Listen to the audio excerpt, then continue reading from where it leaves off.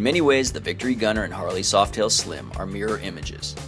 Both sport chunky Dunlops on 16-inch wheels, front ends with rakes in the 32-degree range, and spreads of 64.4 to 0.8 inches between wheels. Forward controls and pullback bars equate to comparable riding positions, both sporting low-slung seats.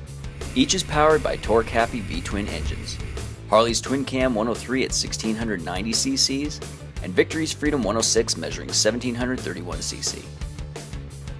The Victory Gunner definitely feels like a little bit more powerful with the engine, a little bit lighter. Similar on paper, their differences became apparent during our test. At 673 pounds, the Gunner tips the scales 31 pounds lighter. Throw in an engine with a few extra cubes, you've got a bike that goes from 0 to 60, 0.5 seconds quicker, and continues to open the gap through the quarter mile. It ruled the dyno with 101.3 pound-feet of torque, pumping out over 90 pound-feet between 2300 to 4700 RPM. Fueling on the Harley is a tad better, the Gunner harsher at the throttle. The Freedom 106 doesn't pick up from nothing like the Twin Cam 103, chugging to build back up. But its overall power advantage won us over. The differences in handling became evident on our favorite testing grounds in our local mountains. With the Victory Gunner, you've got pegs that are up a little bit higher. You've got a bike that transitions, handles just a little bit sharper, more power to play with. The front end bias of the Gunner is about 19 pounds lighter, and steering is lighter as a result. Transitions are smooth thanks to a low center of gravity, and it holds true in turns.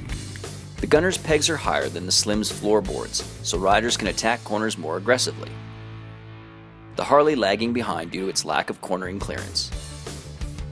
You definitely have a lot more stopping power on the front of the Victory.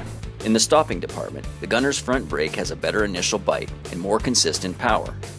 But the rear is a bit grabby, locking up regularly during simulated emergency stops. I do like the Harley's ABS, and I think that works really well.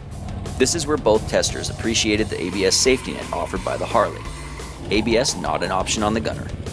With its long sculpted tank and raised spine running the length of the bike, the Gunner has a modern racy profile.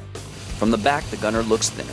The primary cover on the Softail Slim prominent on one side, its air cleaner on the other. And while the Harley still sets the standard for fit and finish, the Gunner provides a more scintillating ride. Overall, it's a really fun bike to ride. I just wish it might have the ABS that the Harley has. More power, lighter steering, more lean, a back spring that's a bit stiffer, and a price point $4K lower. The Gunner is a lot of bang for the buck, and our winner in this cruiser comparison.